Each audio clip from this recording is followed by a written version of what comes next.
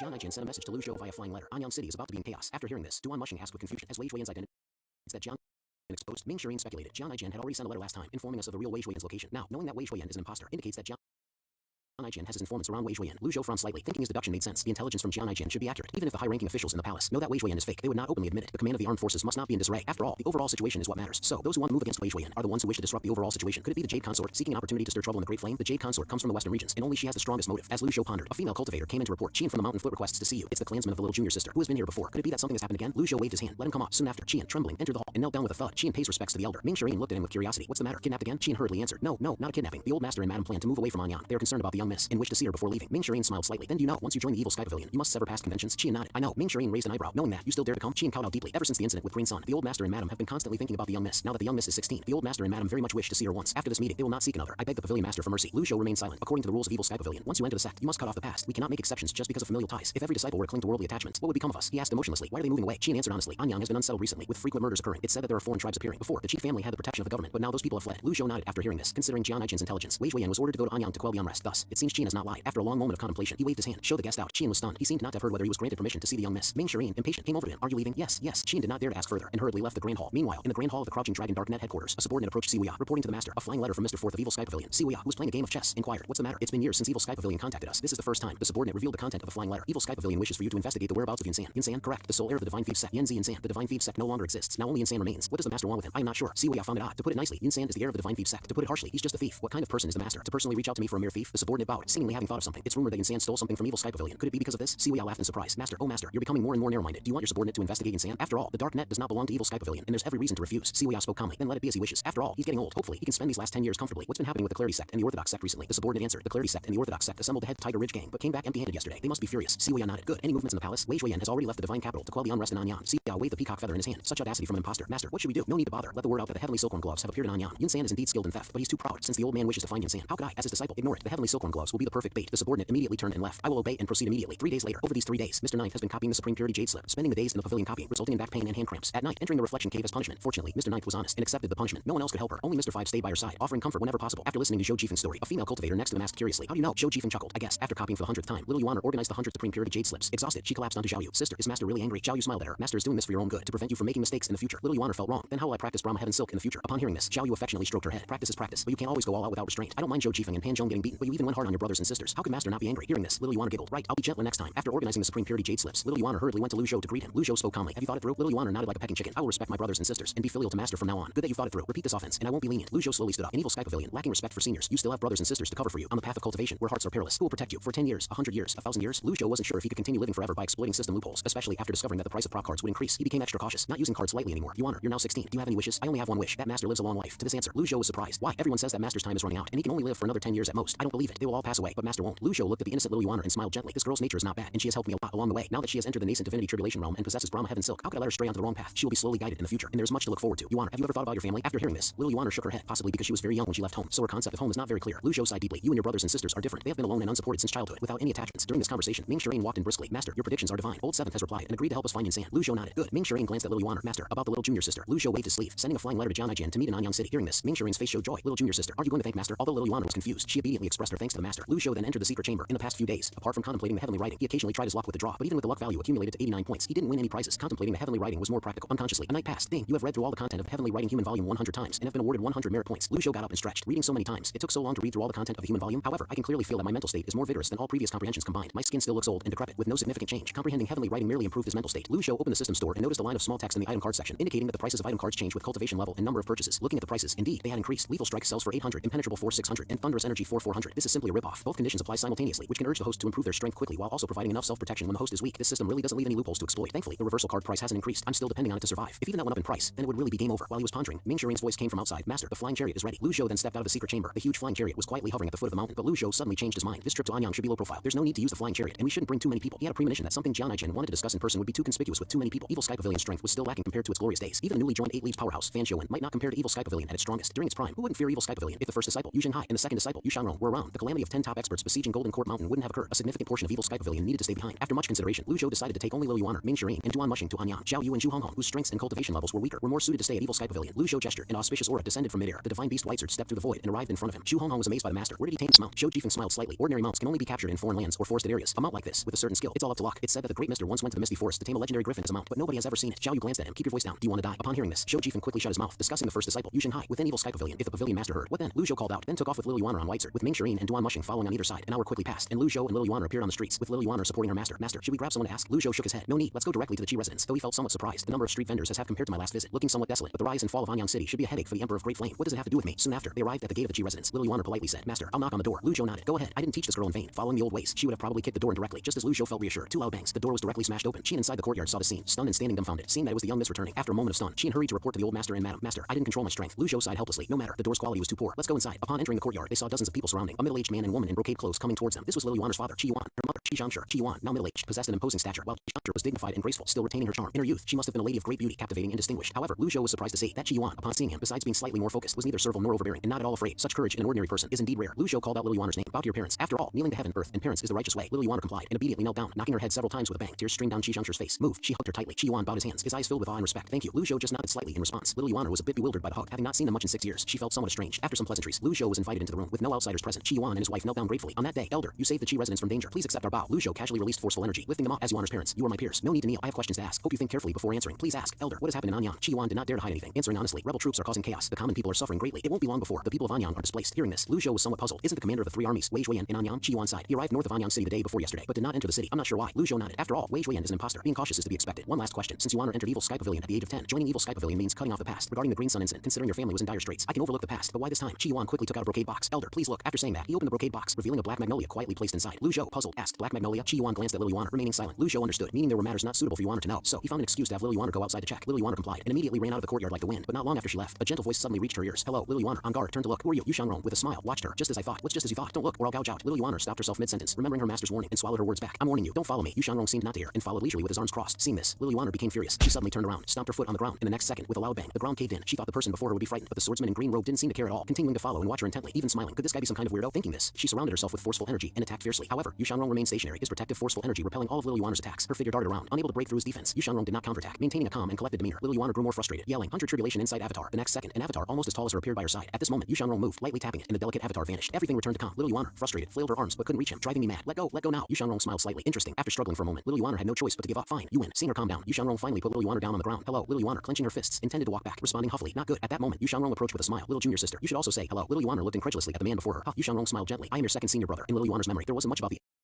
eldest and second senior brothers. Before she joined, they had already left Evil Sky Pavilion. Strictly speaking, they had never formally met, let alone knew each other. Seeing her disbelief, the longevity sword on Yu Shangrong instantly unsheathed, appearing in front of Liu Yuan. Noticing the ethereal longevity sword, she reacted with a look of surprise. Ah, second senior brother? No, wait, a traitor. Realizing the issue, she stepped back cautiously. Yu Shangrong looked at her calmly. Little junior sister, do you also think I'm a traitor? Liu Yuan, looking at her second senior brother, who gave off a kind of big brother next door vibe, found it hard to believe he was a traitor. She shook her head. I don't know. If master says so, then it must be true. Yu Shangrong seemed a bit disheartened after hearing that. Let's not talk about that now. Curious, Liu Yuan followed him. What are you doing in Anyang? To see you. How did you know I was here? Seventh junior brother told me. Did seventh senior brother also come? I don't know. What about the eldest senior brother? I don't know. Second senior brother, can I see your sword? For a swordsman, the sword is their life, never leaving their side. Yet Yu Shangrong did not hesitate. Sure. After receiving it, Liu Yuan waved it a few times, then respectfully handed it back to him. As they neared the Qi residence, Yu Shangrong stopped, took out a box, and said, Little junior sister, your second senior brother has a gift for you. Upon hearing this, Liu Yuan joyfully took it, opened it, and saw a neatly folded set of exquisite blue clothing inside. I hope little junior sister likes it. I'm glad to have met you. I have other matters to attend to. After saying this, Yu Shangrong disappeared into the distance. Watching his figure, Liu Yuan gratefully said, Thank you for the gift, second senior brother. After entering the Qi residence, Qin informed Liu Zhou wanted to see her. Hearing this, Liu Yuan quickly went to the room. Liu Zhou's gaze fell on the brocade box she was holding, remaining silent, afraid of a misunderstanding. Liu Yuan hurriedly explained, Master, I didn't steal it. It was a gift from second senior brother. As she spoke, she opened the box, showing its contents. Master, it really is a gift from second senior brother. A piece of clothing. I wouldn't just steal a single piece of clothing, right? Seeing this, Liu Zhou raised an eyebrow, recognizing the clothing inside as the cloud robe feather dress. The cloud robe feather dress was knitted by 3 generations of tailors skilled in knitting, taking 100 years to weave. The collection of materials and formation of patterns, designs, and composition took decades to prepare. All materials came from the misty forest. The cloud robe feather dress can reduce most forceful energy damage, belonging to the same category of treasures as the precious Sen robe, and its level might even be slightly higher than the precious Sen robe. I didn't expect Yu Shangrong to be so generous. Such a treasure, it would truly be a pity to lose it. After pondering for a moment, Liu Zhou said, Keep it. Liu Yuan was overjoyed upon hearing this, and after storing the cloud robe feather dress, she exited the room. From his conversation with Qi Yuan, Liu Zhou learned that Liu Yuan had been seriously ill since she was young. Qi Yuan sought medical advice everywhere, and a sage diagnosed that Liu Yuan's energy sea was blocked. After joining Evil Sky Pavilion, Qi Yuan continued to worry about this issue. Now that he had found the Black Magnolia, that was why Qian went to Evil Sky Pavilion to request a meeting. Although Liu Zhou found it strange that with Qi Yuan's ability and status, he shouldn't have access to the Black Magnolia. He didn't bother to dwell on these minor details. Time quickly moved to the afternoon, and Ming Shirin and Duan Mushing arrived at the Qi residence. As night fell, noises could be heard from the streets. Ming Shirin's voice sounded outside Liu Zhou's door. Master, there are rebel troops on the streets. Do you want your disciple to clean up? Liu Zhou shook his head. No need to bother with matters outside the Qi residence. With that, he closed his eyes and continued his rest. Early the next morning, in the sky north of Anyang City, a flying chariot approached at a steady speed. Around the flying chariot, a formation of dozens of cultivators was formed. A large number of masked cultivators jumped down, attacking the soldiers of Anyang City. The two sides engaged in battle.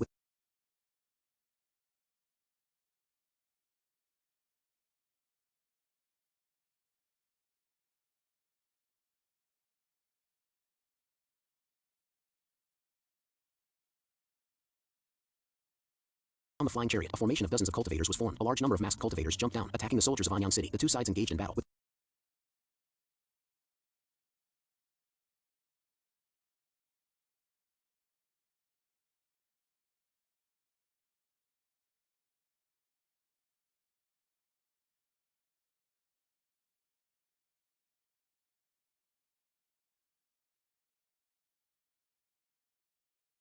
On the flying chariot, a formation of dozens of cultivators was formed. A large number of masked cultivators jumped down, attacking the soldiers of Anyan City. The two sides engaged in battle.